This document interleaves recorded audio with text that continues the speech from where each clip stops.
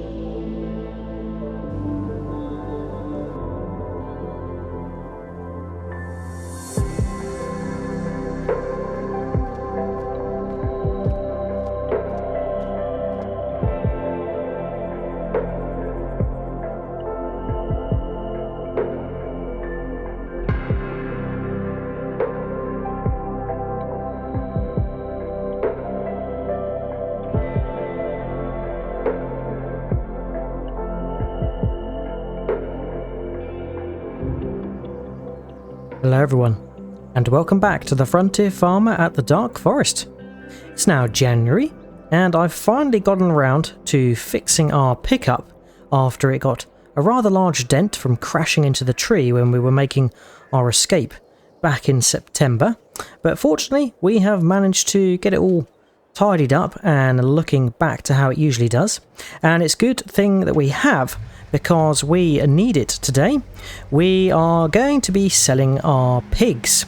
3 of them have just given birth to some piglets, and they've reached the maximum price that pigs can. So we are going to take 3 for sale to the animal dealer. And that's going to mix up the jobs a little bit because we have some logging planned later this afternoon. We need to continue our logging activity in the new area which we started last month. There's a lot to do there, so hopefully we can get this all over to the animal dealer, get some money for our piggies. And we do actually need to give the animals some of the winter care and attention. Their feed needs a bit of a top up and water needs a bit of a top up, so we'll be seeing to that. But we can turn in here and venture along to our little pig pen. Here they are, getting fat. We need to open up the fence so we can get these guys loaded in. Just back in a little bit more and get the trailer opened. And if we look at the animal page, we can see that we've got 3 of our Bentham Black Pied, which have just reproduced because they're back to 0% reproduction, and they're at 1200, so we're good to sell these. There we go, we've got those guys loaded in so we can pull out and get the fence shut, the gate shut, so the other pigs are not going to escape. But yeah, it's a little bit sad to be saying goodbye to some of our pigs. Oh, his leg's stuck, let me just wedge that back in there. And yeah, it's a little bit sad to be saying goodbye to these guys, but we are running a homestead and a animal farm of some description, so we need to be making some money back from our animals at some point. Now I can drive over field 3 because there's no crops in, and the area to the left is where we were doing our forestry last time. We've got a whole load of logs to clear, so that'll be one of the first jobs, getting the skidder and winching out some of the logs to go in the wood storage yard, and then we should have enough space to get clearing some more. And I seem to have put a log in front of the track that I need to drive over, so that's a little bit odd. I'm going to have to weave through the trees, but I'm trying to find my way to the road we created, which was a nice shortcut to the animal dealer. So I'm going to head on down here, get our pigs sold, and then once we're back we will see to some animal care.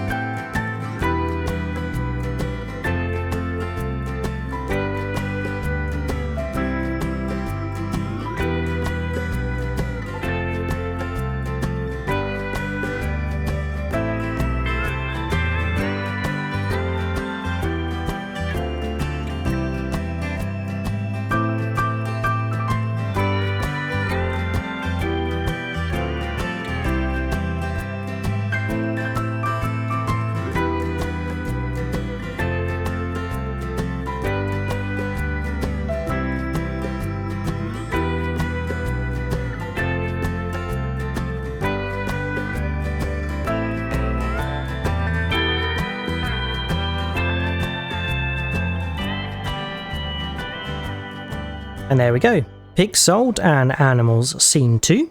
So we got 1,200 for each pig, so that was 3,600 in total.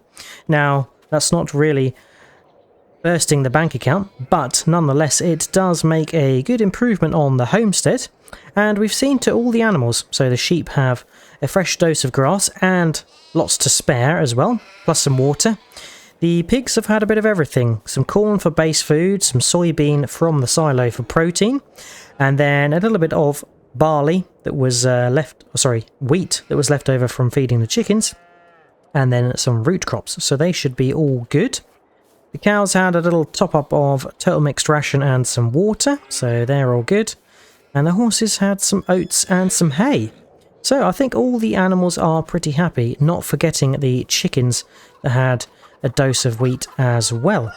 So all the animals on the Frontier homestead are very happy, which is good news. Right, got to turn our attention to some more forestry, and we need to clear all of these logs because we can't really work in this area with all this litter everywhere. So the idea is we'll get the skidder. I could have used the bulldozer, but it is a little bit slow, so the skidder is going to speed up the job. And we've got the blade on the front of the skidder, so that's going to help with pushing all of the logs.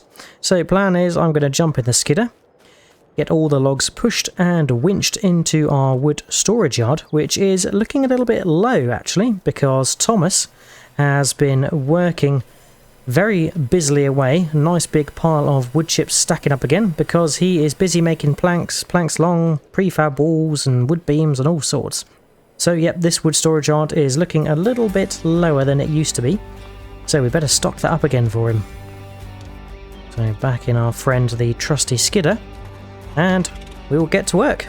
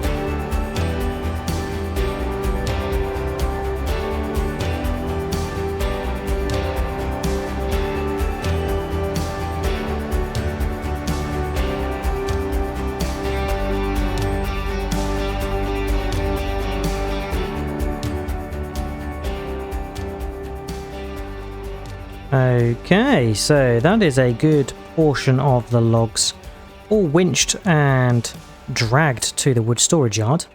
And I've been trying to drag them through these concrete blocks here to try and line them up so they are easily dropped off at the wood storage yard in the right zone to be spawned in. And there we go. That's the next stash gone in. 252,000. So I think we've added about 100,000 litres of wood. Always sounds a little bit weird talking about wood in litres, but yep, that is what the unit of measure is. So we've added that into the wood storage yard, and we have cleared this line of logs here that runs up to the rock at the back of the new area. And now we have this area to the left to clear, which, yeah, by first looks has a few more logs in it and definitely more messier than the previous section. So this is where the skidder really comes into its own habitat, so to speak, because we can use the blade on the front to shove the logs into place. If we've got ones at a jointy angle like this, we can kind of coerce them into moving to the right angle, and sometimes that works and pushes other logs in the right direction as well, and sometimes it doesn't. Still a bit of trial and error to get it to work properly. But then when we have logs kind of misaligned, we can utilise the winch to make our lives a little bit easier. And I have had a couple of little spindly logs like this, which do make the work a little bit trickier because they can slip under the blade, especially the one at the back, which is quite useful to shunt some of the bigger logs to line them up for the cable, as we don't want to be winching logs at different distances away from the cable, because then they'll be dragging quite far behind the skidder, and the further behind the skidder they are, the more chance of them whipping off as we are turning and smashing into something, or not really going into the wood storage yard properly. So yeah, we try and make the job as neat as possible, and we can now utilise the winch to try and drag the ones that are furthest away closer. So yeah, it's a really nice piece of equipment, this skidder. It does make the movement and logistics of logs that much easier. And I think if I was to sit here and try and load these onto a trailer, it would probably take me all day. And we did of course use the bigger wood crane when we were over at the settlement, when we were first clearing the woodland away from there. That was a very long time ago. Now I need to go into the camp here to activate the juice mode, which brings the winching a little bit faster in, and that's always quite handy when we are working to time. Right, another log back here that I need to just grapple onto and winch in double time. There we go. So yeah, this is probably where I would just back up and try and get the logs as level as possible. There we go. And again, this little spindly one is causing me the most bother because it's just going under the wheels. And yeah, I think it's actually light enough we can move it, so that's a bit of a blessing. Right, let's get these winched up. Try and start with a middle trunk or log and move outwards. And I also try and make the first log that I winch a chunky one. Oops, I've jumped back in the cab there. I've got one log left to go. There we go. And once we're all winched up, we can drive on out. I probably should have done some of these logs first to kind of clear the way of the exit out of this area. And oh yeah, I don't want to be getting too close to the trailer because the logs will probably go up onto the back of it. There we go. I do enjoy the winching. It certainly feels a lot more efficient than if I was to load with a crane or whatever else. But yeah, luckily we've got this wood storage yard right here, so it's not too far a journey. If I was having to go a fair old distance, then yes, loading onto a trailer would be more beneficial. So yeah, this is where there's lots of different options, and it's kind of trying to find the right one that suits you for the particular job you've got in mind. And we did set up another wood storage yard over by the new production zone. And I'm still looking for a name for the production zone, by the way, so if you've got any ideas, please let me know. And we are going to have a brand new area over here, so I'm looking for a name. It is going to be a field, so yeah, a suitable field name would be very useful to have in this area. We've already got Stone End Field, which could become Burfield once we merge them together. Or if we merge them together. But yeah, this one probably, I don't know. Seems like we should have a different name for it. So if you've got any ideas, I am all ears. Right, let's get back to it. I probably actually want to keep that same direction, so I can just push this one that's slightly raised up in together. And then I'll probably winch these ones a little bit forward, drag them into this next pile here. You get the drift. And yep, these logs do like to drift sometimes. But on that note, I'm going to crack on and get all of these logs put into our wood storage yard. And then we can take tabs on how much wood we've actually got in there. But it will be plenty to keep Thomas busy at the sawmill. So that's not going to be an issue. Right, I seem to have caught a log in there. So leave this with me and I'll hopefully see you when we're all finished.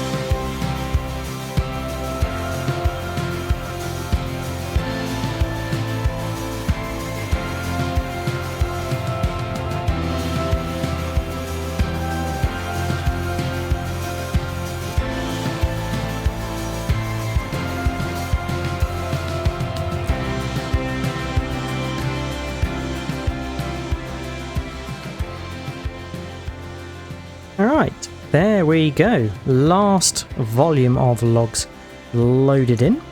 And we have got 358,000 litres. So we've put around 200,000 litres of wood into the wood storage yard from that haul.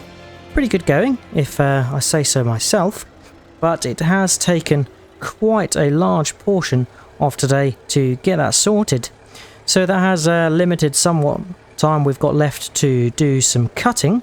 But we are going to do some, most certainly, because we still have a large area of woodland to clear.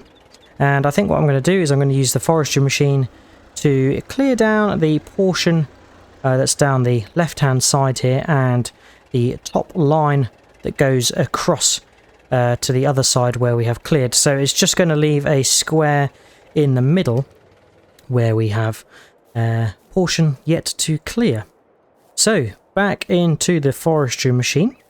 And it's worth saying at this point that last month when I was doing some forestering in this machine, I did get some handy tips in the comments. So big thank you for that. The main sort of gist of the comments really was to lift up the arm of the cutter when I am making the incision into the tree, and that should result in much higher success of it falling the right way. So I will show you what I mean, but I'm just going to check that we're still set to 12 meters. We are indeed. Fantastic. And also, yeah, I need to make sure I'm a good distance away. Now, I am using the sort of automatic stump finder to reach the stump and to then make the cut, but it is a little bit tricky with some of these bigger trees. I am having to sort of manually jostle it into position until it gives me a nice green light. So we will make this cut and lift up and pull backwards like the comments have told me, and that seems to have fallen the right way. So yeah, we are on the right lines there, and we'll pull back a little bit and hopefully be able to cut this into our 12 meter segments without bumping into the tree that's behind me. There we go. First cut, and yet when making the second cut you want to make sure that the log is clear of any blockages. Yep, see, look there, it has turned to the left slightly, and I'm probably best to pull forward a bit, switch to the rear blade, and just, well, not spin around, but use this rear blade just to shunt them together. These little things like that will save me time in the long run, not having to do it with the skidder. So there we go. That is one tree cut, a lot to go.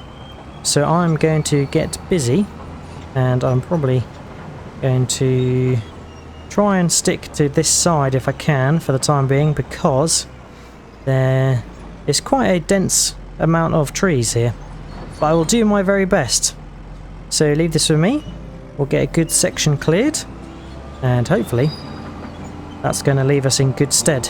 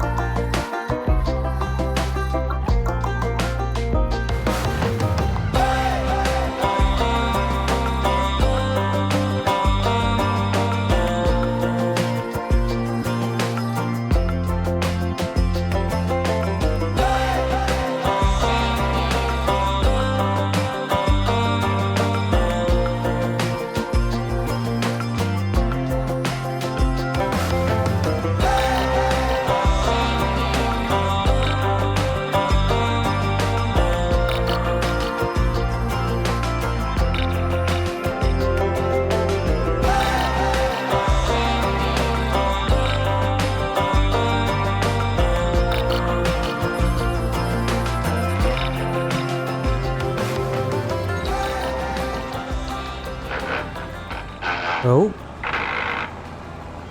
What's going on?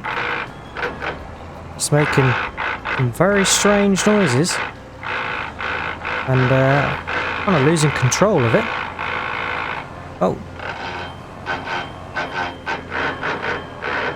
Just stop. Oh dear. That doesn't sound very good at all. What on earth has happened? Let me just see if I can get it started again.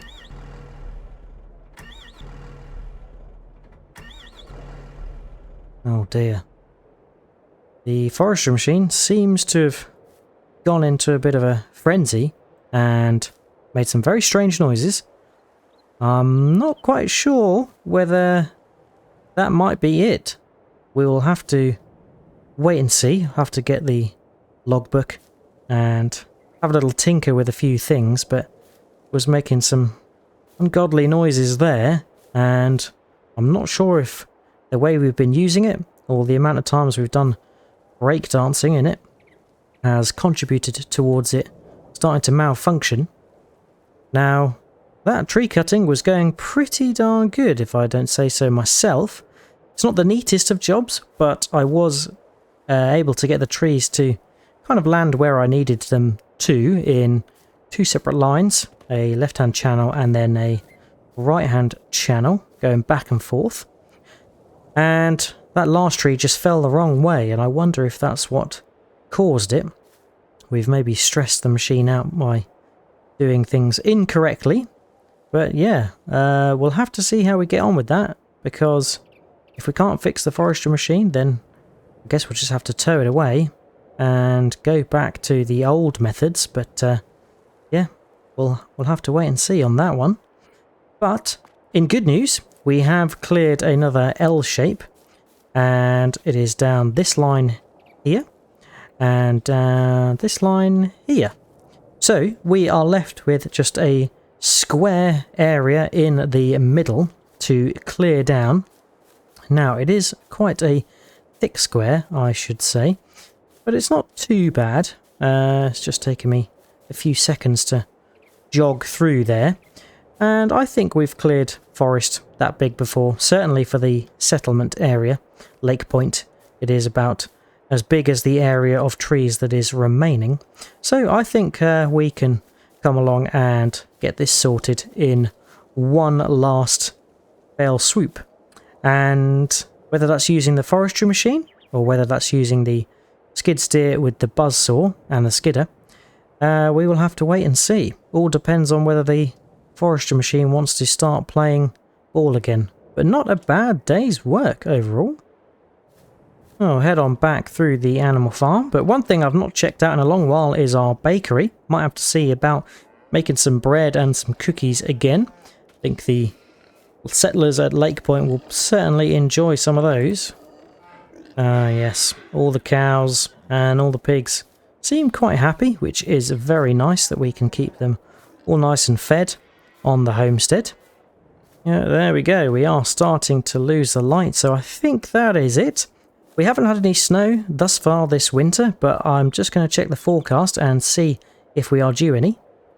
So January has been in the very low digits, but not freezing yet. But if we scroll through to overnight and into next month, we do see that it does drop quite drastically into -7, -8. But no snow, so that's good news. And another month ahead, we start to see the sun come out and the temperature rise again. So potentially there might be no snow, but we will see. One thing's for sure, if there's no snow, it's going to make our forestry work that much easier, because we won't have the snow to plough through and contend with. And of course it will keep Barkamus happy, because he'll be able to run around and explore without getting too cold. He does like to go for a little swim, does Barkamus, and seems like he's found something. But he likes looking out across the water and keeping an eye on Lake Point as well. He's a good boy. But that is it for today. Hope you have enjoyed watching. If you have, remember to drop a like and subscribe if you haven't already. If you've got any tips, tricks or things you'd like me to do, then feel free to leave a comment. But all there's left to say is, I hope to see you again next time on The Frontier Farmer. And until then, I'll catch you later. Cheers all. Bye bye.